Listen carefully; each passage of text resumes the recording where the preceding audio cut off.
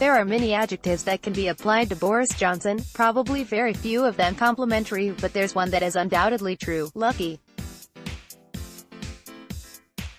His timing is exquisite and, so far at least, it has allowed him to take credit for initiatives that in fairness belong to others.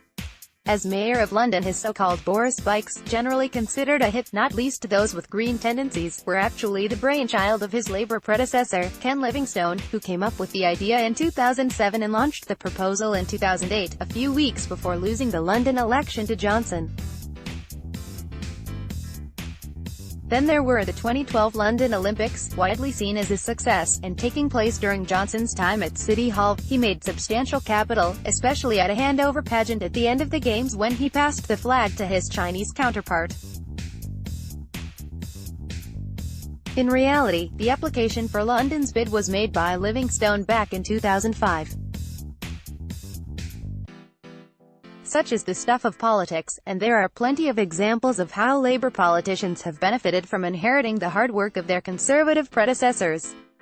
But it seems that Johnson might be doing it again, picking up the kudos, if that's what it is, for reform of the house buying process. Here's the chronology. The Home Information Pack, roundly criticized by the estate agency industry when it was introduced by a Labour government in 2007, was abandoned by the David Cameron-Nick Clegg coalition administration in 2010. The coalition didn't waste time. The general election was fought on May 6, the commitment to scrap HIPs announced on May 12, and the first home sold without the need for one was exchanged on May 20. Since then, so yes, for the past 9 years, what is now the Ministry of Housing, Communities and Local Government has been working on proposals of one kind or another to make the house buying process simpler, faster and more transparent. This is now coming to fruition after a series of discussions, most recently through a body called the Home Buying and Selling Group, which was formed in early 2018 and has been central behind initiatives like reservation agreements and a new HIPS-like approach to upfront information in the form of a Buying and Selling Property Information Document, or BASPI. In parallel, initiatives have been undertaken to improve the authority and professionalism of estate agents, most obviously through the recommendations published a few months ago by the Regulation of Property Agents Working Group.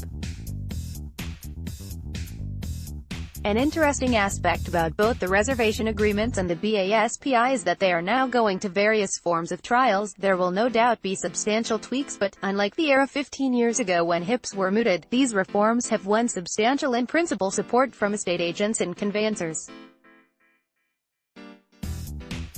The industry is well on side. It's probable that it will take 2 years still for ROS and BASPIs to come to fruition.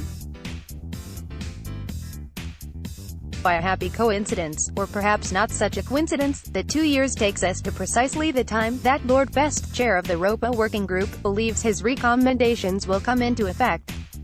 All of which means that in late 2021 or thereabouts, there will be a revolution happening in the estate agency world. A new process for house buying will be introduced, just as agents will themselves have to be better qualified than ever before. And it's likely that just like London's bikes and the Olympics, these reforms will prove exceedingly popular with a general public. Of course, there may be a general election in the near future, and in theory by late 2021 Jeremy Corbyn could have been Prime Minister for 2 years. But I wouldn't bet on it. In which case it will be Boris Johnson, whose contribution to estate agency and buying process reform has been, minimal, who will take the credit for the change.